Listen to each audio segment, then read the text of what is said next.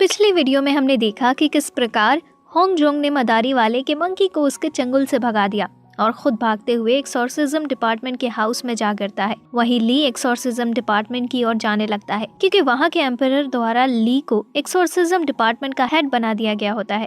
इसके बाद हम होंगजोंग को देखते हैं जो डिपार्टमेंट ऑफ एक्सोर्सिज्म के छत से नीचे गिरता है और तभी एक योद्धा होंगजोंग के पेट को डीमन समझकर उसे मारने की कोशिश करता है। तो होंगजोंग उस योद्धा को बताता है कि वो एक एक्सोर्सिज्म है और वो किसी को नुकसान नहीं पहुंचाता है। इसके बाद वहाँ पर दो और योद्धा आते हैं जो अपना इंट्रोडक्शन देते हैं। एक योद्धा जिसके हाथ में एक पंखा होता है उसका नाम क्यू योक्सी, दूसरे का नाम यताई और तीसरे का नाम योगन होता है।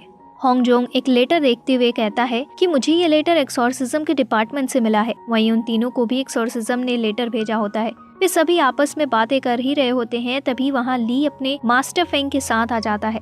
दरअसल वो हाउस एक्सोर्सिज्म डिपार्टमेंट होता है और ली उसका हेड। लेकिन जब ली की नजर होंगजोंग पर जाती है तो वो एकदम से गुस्से में आ जाता है क्योंकि पिछले एपिसोड में होंगजोंग की वजह से ही ली को बेइज्जती का सामना करना पड़ा। ली जब होंगजोंग पर वार करता है तो होंगजोंग ली के वार को रोक लेता है और ऐसे अचानक से वार करते देख सभी एक्सोर्सिज्म के योद्धा ली पर टूट पड़ते हैं और उसे मारकर बेहोश कर देते हैं। साथ ही उनके साथ आए उसके मास्टर को भी वो लोग बेहोश कर देते हैं।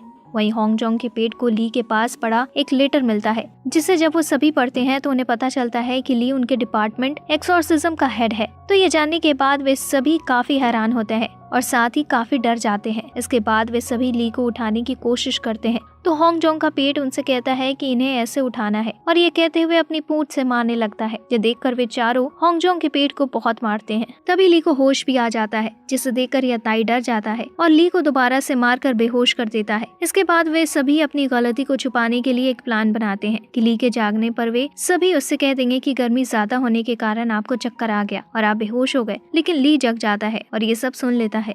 इसके बाद उन सभी को खूब डांटता है। इसके बाद उन सभी को बाहर लेकर आता है और उन्हें बताता है कि एक्सोर्सिज्म की दोबारा से मरम्मत करनी होगी। इसी बीच उस हाउस का एक दरवाजा ली के ऊपर आकर गिर जाता है।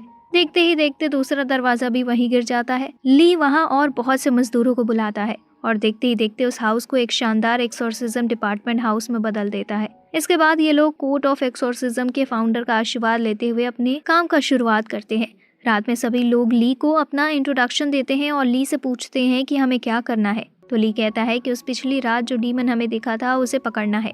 उस डीमन को पकड़ने में सिटी के लोग हमारा साथ नहीं देंगे, इसलिए हमें मेमोरी लॉस का फ्लावर लाना होगा जो ट्रीज हंट में मिल सकता है, जो एक तरह का चोर बाजार है। इसके बाद यताई के साथ बाकी के दो योद्धा मेमोरी लॉस करने वाले फ्लावर लाने के लिए चले जाते हैं और ली अगली सुबह होंगजोंग के साथ चैन शी से मिलने के लिए जाता है, जहाँ पर उन्हें पता चलता है कि कई साल पहले ही चैन शी की मौत हो गई है और उनका बेटा अभी काफी छोटा है। तो इसी कारण होंगजोंग अपना हार्ट लाइट भी उसे नहीं देता है। ये सब बात सुनने के बाद होंगजुन पागलों जैसी हरकतें करने लगता है। ये देखकर ली उसे वहाँ से ले जाता है। रास्ते में ली होंगजोंग को बताता है कि चैन शी एक बहुत ही अच्छे कवि के साथ एक अच्छे इंसान भी थे जो अन्याय के खिलाफ अकेले ही खड़े रहते थे। लेकिन कुछ सेल्फिश लोग चैन शी के ऊपर गलत इल्जाम लगाकर उसे जेल में बंद कर दिया, जहाँ उनकी मौत भी हो गई। ये बात सुनकर होंगजोंग ली को चैन शी का एक पोएम सुनाता है जिसमें एक डीमन का जिक्र होता है। ली जब वो पोएम सुनाता है तो वो होंगजोंग से कहता है कि यदि चैन शी ने अपने पोएम में डीमन का जिक्र किया है तो डीमन हकीकत में होंगे, ये कोई बनाई हुई बात नहीं है। इसके बाद ली होंगजोंग को बताता है कि चैन शी लॉर्ड डी की तरह सोचते थे और डी ने ही बताया था कि चाइना के ऊपर एक बहुत ही बड़ा आपदा आने वाला है, लेकिन किसी ने उनकी बातों को सीरियस नहीं लिया। ली होंगजोंग को बताता है कि इस आपदा को अब एक तलवार ही बचा सकती है, जिसे पाने के लिए मैंने अपना सब कुछ खो दिया। वहीं होंगजोंग ली को अपना हार्ट लाइट के बारे में सब कुछ बता देता है तो ली उसे अपना हार्ट लाइट बाहर निकालने के लिए परमिशन दे देता है। और जैसे ही होंगजोंग अपना हार्ट लाइट निकालने के लिए जाता है वहाँ पर एक आदमी आ जाता है जो ली को उसका पहला मिशन देकर वहाँ से निकल जाता है। वहीं एक्सोर्सिज्म के बाकी मेंबर भी आ जाते हैं जो अपने साथ मेमोरी लॉस करने वाले फ्लावर पाउडर भी लाए होते हैं। यताई ली को बताता है कि फ्लावर काफी एक्सपेंसिव था, इसके बदले में हमें 3300 सिल्वर कॉइन देना होगा। प्राइस सुनने के बाद ली चौंक जाता है और वो उनसे कहता है कि इसके फंडिंग के लिए हाई कमांड से बात करूंगा। इसके बाद ली सभी को उनके पहले मिशन के बारे में बताता है जिसमें उन्हें किसी व्हाइट किलर बिल्ली को ढूंढना होता है। इस मिशन को जानने के बाद ली काफी गुस्सा होता है तो सभी लोग मिलकर ली को शांत कराते हैं। होंगजोंग छत पर जाकर उस बिल्ली का चित्र बनाने की कोशिश करता है। थोड़ी देर में उसके पास ली आता है जो होंगजोंग को अपना चित्र दिखाता है, जिसके बाद वे दोनों सिटी में उस बिल्ली को ढूंढने के लिए जाते हैं। सिटी में होंगजोंग को वही बंदर मिलता है जिसे होंगजोंग ने छुड़ाया था। वो बंदर उन दोनों को उस बिल्ली के पास लेकर जाता है। उस बिल्ली के पास जाने के बाद ली जैसे ही उसे पकड़ने की कोशिश करता है वो बिल्ली वहां से भाग जाती है और भागते हुए बिल्ली ब्यूटी हाउस में चली जाती है। बिल्ली का पीछा करते हुए ली होंगजोंग भी वहां पहुंच जाते हैं और बिल्ली को पकड़ लेते हैं। तभी वहां किसी के आने का एहसास होता है तो वे दोनों छुप जाते हैं और एक दूसरे का मुंह दबा लेते हैं ताकि कोई आवाज न कर सके। थोड़ी देर में वहां पर आर्मी का कमांडर जनरल आता है, उसके साथ में एक लेडी भी होती है। तभी ली पास में एक डेड बॉडी को देखता है। जनरल के चले जाने के बाद ली और होंगजोंग एक्सोर्सिज्म हाउस वापस चले जाते हैं। वहां जाने के बाद वे सभी उस डेड बॉडी के बारे में बात करने लगते हैं। वहीं होंगजोंग कहता है कि बॉडी में से स्मेल नहीं आ रही थी, इसका मतलब उसे कुछ समय पहले ही मारा गया होगा और उसकी बॉडी सूखने की वजह लगता है जैसे कोई डीमन उसके बॉडी में से सारा खून पी लिया हो। ये लोग आपस में ही बातें कर रहे होते हैं कि तभी वो बिल्ली होंगजोंग के पेट को पकड़ने के लिए इधर उधर भागने लगती है, जिससे मेमोरी लॉस पाउडर चारों तरफ फैल जाती है। इससे उन सभी की याददाश्त जल्दी जाती है, लेकिन फ्लावर पाउडर का असर खत्म होने के बाद वो उन्हें सब कुछ याद आ जाता है। वहीं दूसरी तरफ हम एक लड़की को देखते हैं जो ब्यूटी हाउस में एक आवाज का पीछा करते हुए जा रही होती है और वह आवाज किसी और की नहीं बल्कि एक डीमन का होता है। उस डीमन के हाथ में होंग जून का हथियार होता है। वो डीमन उस लेडी को मारकर उसका खून पी जाती है। वही वो मॉन्स्टर भी होता है जिसके साथ होंग जून की फाइट हुई होती है। वो लेडी डीमन होंग जून को हथियार दिखाते हुए उससे कहती है कि इसके मालिक को ढूंढो। इसके बाद हम देखते हैं कि सभी लोग हॉट एयर बलून को हवा में उड़ा रहे होते हैं। वहीं एक लड़की के शैडो में हमें डीमन दिखाई देता है और हमें पता चलता है कि बढ़ते समय के साथ डीमन की संख्या भी बढ़ रही होती है। वहीं ब्यूटी हाउस भी डीमन का बसेरा बन चुका होता है।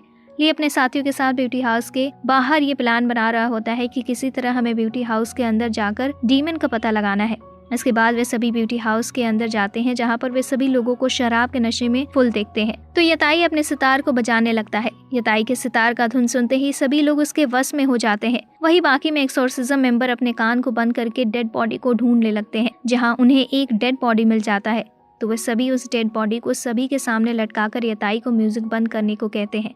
यताई जैसे ही अपनी म्यूजिक बंद करता है सभी लोग अपने होश में आ जाते हैं और उस डेड बॉडी को देखकर वहां से भागने लगते हैं। उन लोगों का ये प्लान होता है कि जो भी लोग उस डेड बॉडी को देखकर वहां से भाग जाएंगे वे आम इंसान होंगे और जो उस डेड बॉडी को देखकर कुछ रिएक्ट नहीं करेंगे वो ही डीमन होंगे। और उनके प्लान के मुताबिक 3 लेडी ठीक डीमन की तरह ही रिएक्ट करती है, जिसके बाद होंगजून तुरंत अपने ब्लेड से उन तीनों पर वार कर देता है। ब्लेड लगने के बाद भी वो तीनों वहां से भागने की कोशिश करती हैं। तो वीगन एक लेडी को अपने तीर से पकड़ने की कोशिश करता है, लेकिन उनमें इतना पावर होता है कि वह लड़की वहीं पर मर जाती है। इसके बाद उस लड़की का असली रूप दिखाई देता है जो असल में एक लोमड़ी होती है। होंगजोंग अपने ब्लेड की मदद से उन बाकी के 2 लड़कियों को ट्रैक कर लेता है, जिसके बाद वे सभी उनकी तलाश में निकल जाते हैं। वहीं होंगजून का पेट मेमोरी लॉस पाउडर बिखेर देता है, जिससे सभी की याददाश्त चली जाती है। उधर यताई और यांग सियांग एक डीमन का पीछा कर रहे होते हैं। तभी वो डीमन उन पर हमला करता है, लेकिन वो दोनों बच जाते हैं। इसके बाद यताई अपने हाथ के पंखे की मदद से वो एक टोर्नेडो बना देता है, जिसमें वो डीमन फंस जाती है। लेकिन तभी यताई के पीछे से डीमन उस पर हमला कर देती है। इस बीच वो दोनों यताई को चकमा देकर वहां से भाग जाती हैं। वहीं बाकी के 3 मेंबर भी डीमन का पीछा कर रहे होते हैं।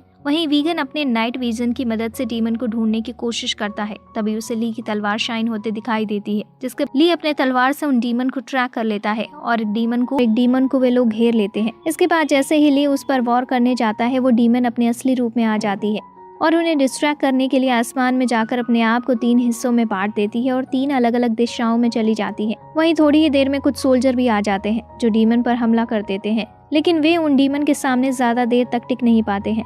तो ये देखते हुए वहाँ पर ली आ जाता है और उन डीमन से फाइट करने लगता है। वो डीमन काफी शक्तिशाली होती है, जिसके सामने ली और यताई भी वीक दिखाई देने लगती है। वो डीमन उन दोनों को खाने ही वाली होती है कि तभी वीगन एक बहुत ही विशालकाय फॉक्स में बदल जाता है और उन्हें बचा लेता है। इसी मौके का फायदा उठाकर होंगजून अपनी शक्तियों से उस डीमन को एक नॉर्मल फॉक्स में बदल देता है और वीगन उसे मार देता है। मरते समय वो डीमन उन्हें बताती है कि जल्द ही यंगयान सिटी पर डीमन का राज होगा और ये कहते हुए वो डीमन मर जाती है। इधर यताई और ली उन्हें एक सिग्नल देते हैं। सिग्नल को देखकर वीगन और होंगजून उनकी तरफ चल देते हैं। रास्ते में होंगजून वीगन से पूछता है कि क्या तुम एक डीमन हो? तो वीगन उससे कहता है कि मुझे नहीं मालूम कि मैं क्या हूँ, मुझे आज ही पता चला कि मैं फॉक्स में बदल सकता हूँ। इसके बाद सीन चेंज होता है और हम यताई और यांगसी को देखते हैं, जिन्हें तीसरी डीमन मिल जाती है जो सिंह क्यू महल के अंदर जा रही होती है। अब हम सभी एक्सोर्सिज्म के मेंबर को देखते हैं जो तीसरे डीमन को पकड़ने के लिए सिंह क्यू महल आ गए होते हैं। यहाँ पर ली सभी से कहता है कि लगता है कि वो डीमन किसी से मदद लेने के लिए आई है। इसका मतलब यहाँ पर कोई इस महल से उस डीमन की मदद कर रहा है। वहाँ पर ली की तलवार बहुत कम ग्लो कर रही होती है, जिसके कारण वो अपनी तलवार से उस डीमन को ट्रैक नहीं कर पाता है। लेकिन तभी ली को उस डीमन के शरीर से लगी होंग जून की ब्लेड की आवाज सुनाई देती है, जो अभी भी उस डीमन के बॉडी में लगा होता है। ली वीगन का तीर और धनुष लेकर उस ब्लड के साउंड को फॉलो करते हुए उस डीमन पर तीर चला देता है, जो सीधा जाकर उस डीमन को लग जाता है और वे लोग उस डीमन को पकड़ लेते हैं। ली उस डीमन से कुछ पूछने की कोशिश करता है, लेकिन वो डीमन उन्हें कुछ नहीं बताती, तो ली उसे एक पिंजरे में कैद कर देता है और उसे आर्मी के जनरल को दे देता है। इसके बाद हम उस लेडी डीमन को देखते हैं जिसके पास होंग जून का ब्लड होता है और वो फी हो से कहती है कि जाकर उस कैद डीमन को मार दो। वहीं ली और होंग जून उस सफेद बिल्ली को उसके मालिक के घर पर देते हैं। वहीं ली उस घर के नौकर से पूछता है कि आखिर ये बिल्ली यहाँ से भागी क्यों थी, तो वो नौकर ली को बताता है कि कुछ दिन पहले यहाँ एक लेडी गुओ और किंग यांग आए थे, जिन्हें देखकर ये बिल्ली कुछ अजीब हरकतें करने लगी और यहाँ से भाग गई। ये बात सुनकर ली और होंग जून समझ जाते हैं कि डीमन किंग हमारे राजा के दरबार में ही है और इससे हमारे किंग की जान खतरे में है। वहीं हम रात का सीन देखते हैं जहाँ वो कैद डीमन जनरल को अपनी बातों में उलझाकर बाहर निकल जाती है और जनरल को बेहोश कर देती है। इसके बाद वहाँ से जाने लगती है। तभी वहाँ फी हाओ आ जाता है, जिसे देखकर वो डीमन डर जाती है और क्योंकि उसे लगता है कि फी हाओ उसे मार देगा, लेकिन फी हाओ उससे कहता है कि जब मैं जिंदा हूँ तुम्हें कोई मार नहीं सकता। दरअसल फी हाओ और वो डीमन एक दूसरे से प्यार करते हैं। यहाँ पर फी हाओ कहता है कि तुम्हारा ये हाल जिसने भी किया है मैं उसे बुरी मौत दूंगा। वहीं एक्सॉर्सिज्म की टीम कमांडर के हाउस पर कड़ी नजर रखे होते हैं